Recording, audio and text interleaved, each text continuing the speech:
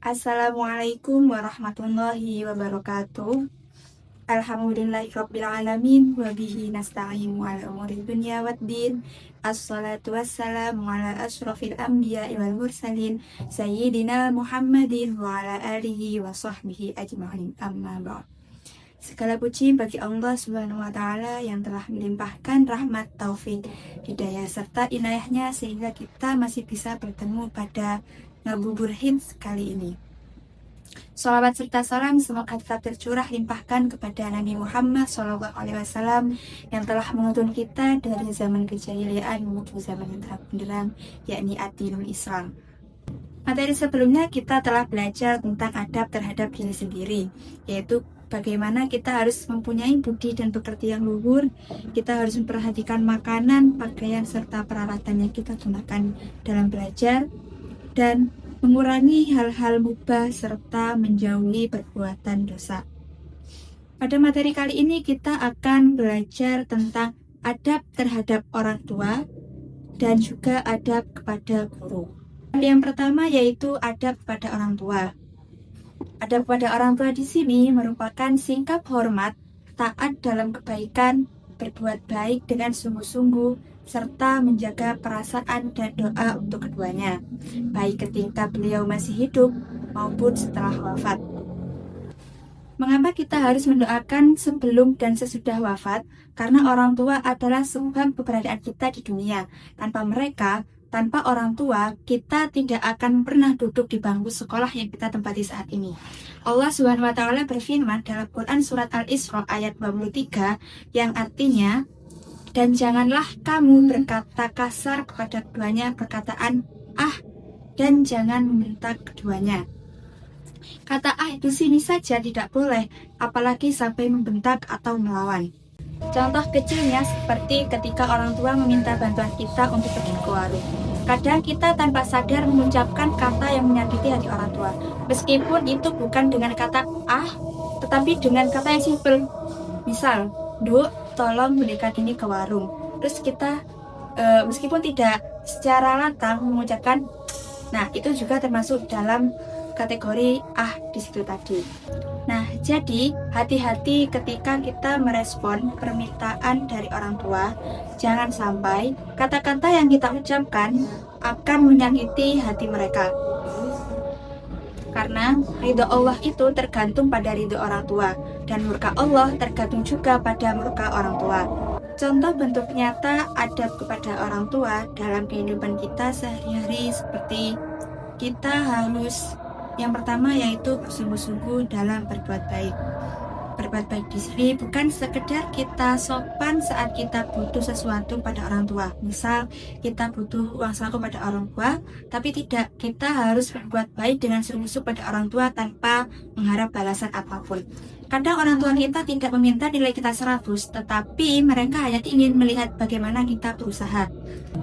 Contoh seperti ketika kita tidak membantah ketika dinasihati oleh orang tua, kita tidak malu dengan pekerjaan orang tua, kita tidak memaksa memberikan sesuatu demi gengsi kita, dan kita belajar dengan serius sebagai bentuk balas jasa kita kepada orang tua. Adab selanjutnya kepada orang tua yaitu mendoakan dan mengirim pahala setelah beliau wafat. Jika orang tua kita telah wafat, adab kita belum selesai sampai situ. Jadi kita harus tetap mendoakan mereka, kita juga bersedekah atas nama mereka, dan kita juga harus menjadi anak yang soleh, serta menjaga nama baik keluarga. Karena doa anak yang soleh adalah cahaya di alam kubur kedua orang tua mereka. Jadi kesuksesan kita itu bukan hanya untuk kebanggaan dunia, tetapi bisa menjadi penolong akhirat bagi orang tua kita. Makanya, ketika kita meninggal dunia, ada 3 amalan yang tidak akan terputus meskipun kita sudah tidak melakukannya. Salah satunya yaitu doa dari anak yang soleh. Maka dari itu, kita sebagai anak di sini, hendaknya kita selalu mendoakan orang tua kita, entah itu masih hidup atau sudah meninggal. Karena pahala tersebut akan terus mengalir meskipun orang tua kita sudah wafat. Yang kedua yaitu adab kepada guru. Adab kepada guru yaitu dengan meyakini kemuliaannya, menghormati lahir dan batin, mencari ridho dan doanya, serta menjaga sikap di hadapan ataupun di belakang seorang guru. Dalam kitab Tambahin Muta'alim ditegaskan bahwa ilmu tidak akan bermanfaat tanpa pengagungan pada guru. Karena apa? Karena guru merupakan seseorang sebagai perantara sampainya ilmu kepada kita. Lalu bagaimana jika kita belajar ilmu tanpa seorang guru? Belajar ilmu khususnya pada ilmu agama, ketika kita belajar tanpa seorang guru atau belajar otodidak, itu akan beresiko tinggi menyebabkan salah paham, bisa menyebabkan pemikiran menjadi ekstrim, rasa paling benar, dan bisa juga kita tersesat. Bahkan para ulama menyebutkan ketika kita belajar tanpa seorang guru, itu gurunya adalah setan. Maka guru di sini perannya sangat penting untuk memberikan bimbingan, sanad yang jelas, dan keberkahan, serta mengajarkan sikap tawaduk seorang murid kepada guru. Adab kepada guru yang pertama yaitu menjaga kemuliaan guru.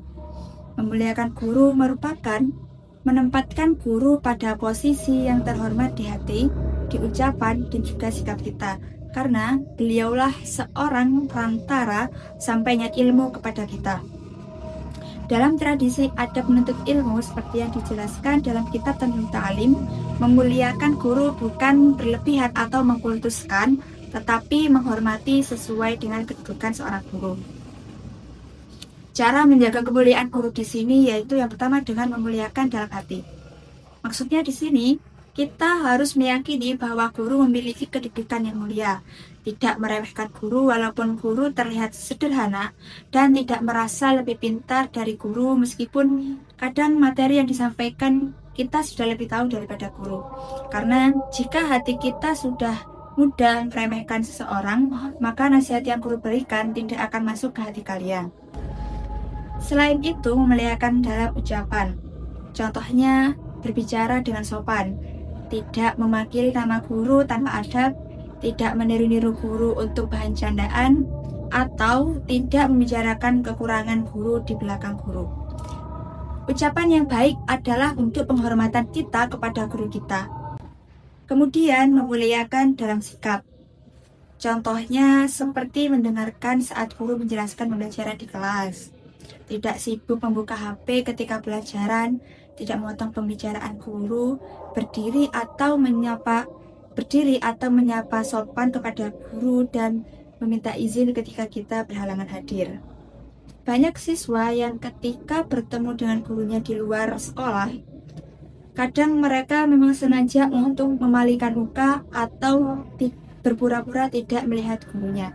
Dengan kalian memalingkan muka saat bertemu dengan guru di jalan, atau bahkan kalian sengaja berpura-pura tidak melihat guru, itu sangat menunjukkan bahwa sikap kalian itu tidak sopan terhadap guru.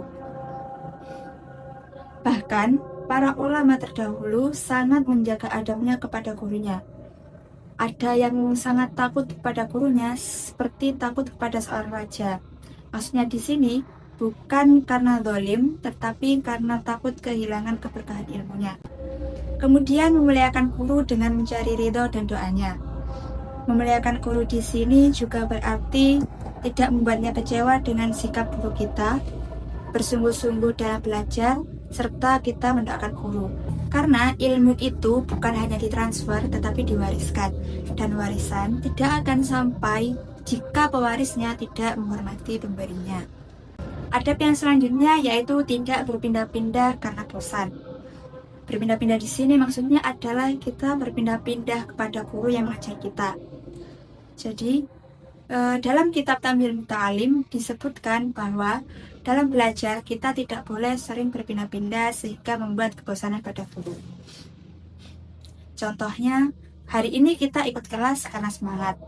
Besok kita pindah karena merasa kurang serp pada gurunya. Dan lusa pindah lagi karena kita ikut teman. Adab yang terakhir yaitu meminta izin ketika kita berhalangan hadir. Jika kita tidak bisa hadir ke sekolah atau ke kelas, mintalah izin kepada guru, jelaskan alasan dengan jujur, dan jangan menghilang tanpa kabar. Hal ini melatih tanggung jawab dan profesional kita sebagai murid. Karena suatu hari nanti ketika kita sudah terjun ke dunia kerja tidak menerima alasan apapun tanpa komunikasi. Anak-anak sekalian, ilmu bukan hanya soal nilai tinggi, bukan hanya soal ranking, juga bukan soal sertifikat. Seperti yang pernah saya sampaikan kemarin bahwa ilmu itu adalah cahaya, dan cahaya itu hanya masuk kepada hati yang beradab kepada dirinya, beradab kepada orang tuanya, dan menghormati kepada gurunya. Kalau kita ingin masa depan kita yang baik, maka jagalah ketiga adab ini, karena bisa jadi bukan hanya kecerdasan yang membuat kita sukses, tetapi juga doa orang tua dan ridho dari seorang guru. Semoga Allah selalu menjadikan kita penuntut ilmu yang beradab, yang ilmunya membawa keberkahan di dunia dan di akhirat. Wallahul muwaffiq, wallahu a'lam bishawab. Wassalamualaikum warahmatullahi wabarakatuh.